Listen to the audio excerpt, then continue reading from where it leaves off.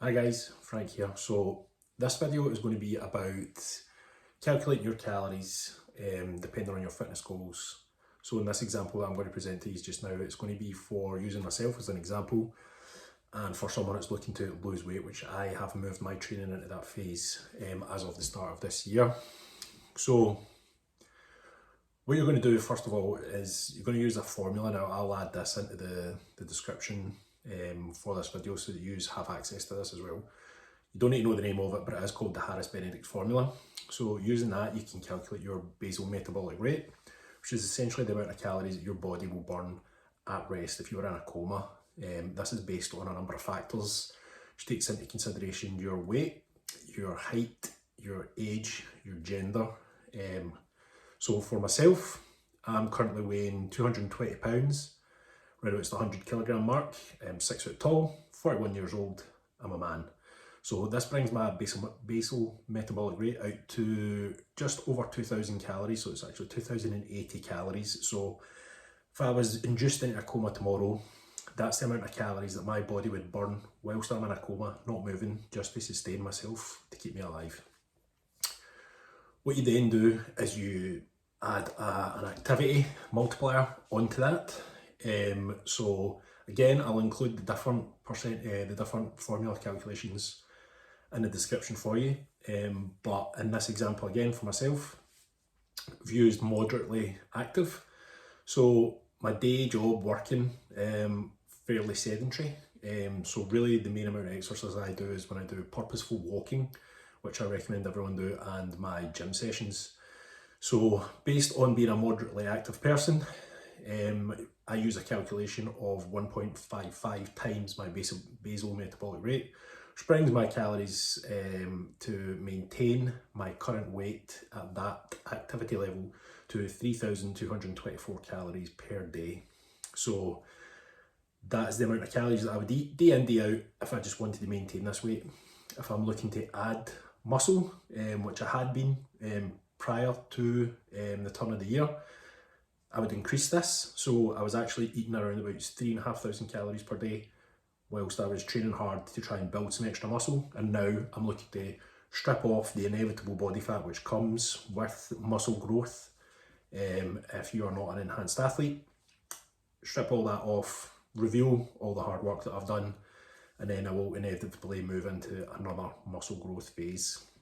So from there, you then want to work out your deficit to facilitate that fat loss. Now, 1 pound of body fat is calculated to be roughly 3,500 calories. So if you want to lose 1 pound of fat a week, you need to create a deficit across the week of 3,500 calories. If you want to lose more than that, it needs to be a bigger deficit.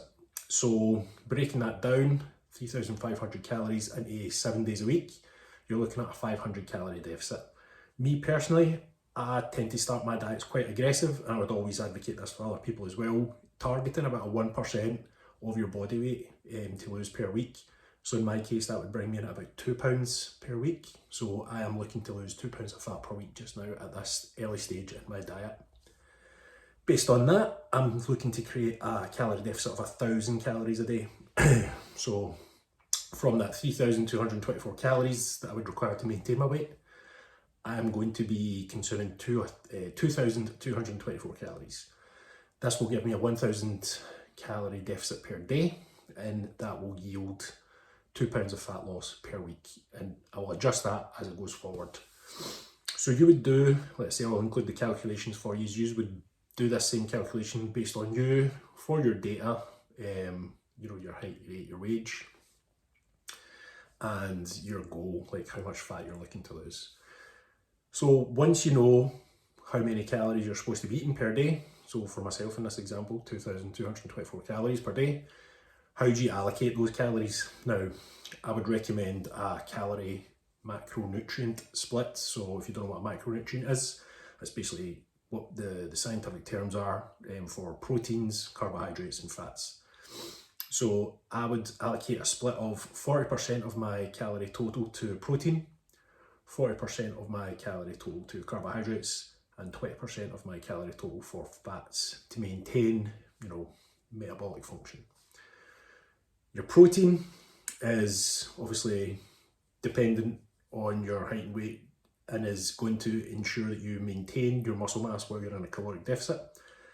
If I was giving people a figure, I would typically recommend 1 gram of protein per pound of body weight. So again, for me in this example, that is 220 grams, roughly, of protein per day, which is what I will consume. Now this, if you're going to then incorporate this into your calorie allocation, protein has 4 calories for every 1 gram of protein. So in this example, 220 grams of protein comes in at 880 calories, thereabouts.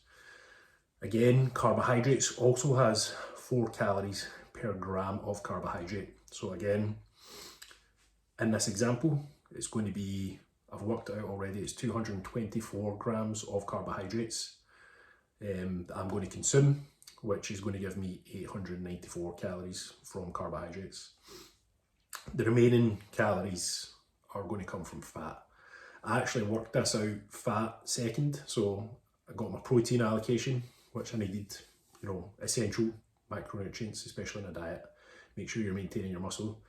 Then, to make sure I was ticking the box for getting enough essential fats in to maintain metabolic function, I worked out my fat requirements, and that was coming out at 49 grams of fat. For simplicity, for this example, I've just rounded that up to 50 grams of fat to make it a bit nicer, a bit rounder. So 50 grams of fat per day is what I'll consume, and that takes up 450 calories of my allocated calorie budget. And that left me with the 224 grams, which is why it differs from protein, even though I said 40, 40, 20. This is how I've split it out for myself, and that's the numbers that I've got. So I've got 220 grams of protein, 880 calories, 50 grams of fat, 450 calories, and 224 grams of carbohydrates, 894 calories. All those calorie numbers combined bring me up to my allocated 2,224 calories per day, which I will consume in order to facilitate my fat loss of a 1,000 calorie deficit, giving me the 2 pounds of fat loss per week, which I will, as I said, start off with, and I will adjust that as I go. Now, when you're adjusting this going forward, I would always recommend keeping your protein static. So even when your body weight comes down, as it will, I would keep your starting protein number where it is. Predominantly because protein is highly satiating. It's very, very, very difficult to overconsume on pure protein. The very first diet that I followed getting into the fitness journey was actually something called a protein sparing modified diet, where I only consumed protein. I didn't need to worry about hunger levels. I didn't need to track my calories. Basically, if I was hungry, I could eat, but it had to be protein, a lean protein source only. There was a certain number of eggs per day to get in some essential fats. I could have a piece of salmon. I could have some Greek yogurt where there was maybe some trace amounts in there. A cut of steak where you're going to get trace amounts of fat in that, but I wasn't having specific fat sources or carbohydrate sources. And it's worked amazing for me. So keeping you full, protein is fantastic for that. When it comes to your fats and your carbohydrates, try and keep your fats between, I would say, don't go any lower than 30 grams of fat per day. So you're going to have to start adjusting those calories as your deficit goes on, as you lean down, as you lose body fat. You're going to come to a plateau, and you're going to have to either increase your expenditure, being things like doing cardio, or you're going to have to further reduce your calories. I typically advise to do a combination of both. So slightly increase your cardio output, how much cardio you're doing, how many steps per day you're doing, and slightly reduce your calorie intake by say 10% from wherever you are at that point, and keep doing that. So maybe an extra 20 minutes of cardio, 10% less calories, and you should see the scale moving again, continuing on your fat loss. And you keep doing that until you get to where you want to be. So that's how I would, again, that's how I'll do it for myself, and that's how I would recommend my clients do it as well. So basically that's covered off, I would say, the fundamentals of calories and macronutrients. So, I've went over protein, carbohydrates, fats, how many calories they have each. how you would work out your calorie requirements. Like I say, I'll put the formula in the comments down below for you, and you can use that for yourselves. Your activity multipliers, you know, if you're someone that works in construction, you're going to use something far greater than myself. Like I say, I'm fairly sedentary outside of my exercise that I do, unfortunately, due to the nature of my job. And then, you know, split that out across your macronutrients, and then how you can implement that for yourselves. Leading on from this, now that you've got those numbers, what are you going to do with them? Well, I personally use an app called MyFitnessPal, and using that I can scan the foods that I'm eating, and then that will record the amount of protein, carbohydrates and fats in each of those food items, logs onto the app and a database, and I can track that throughout the day until I hit the numbers that I need to hit. You don't need to count calories and track all your meals if you don't want to. I do recommend it.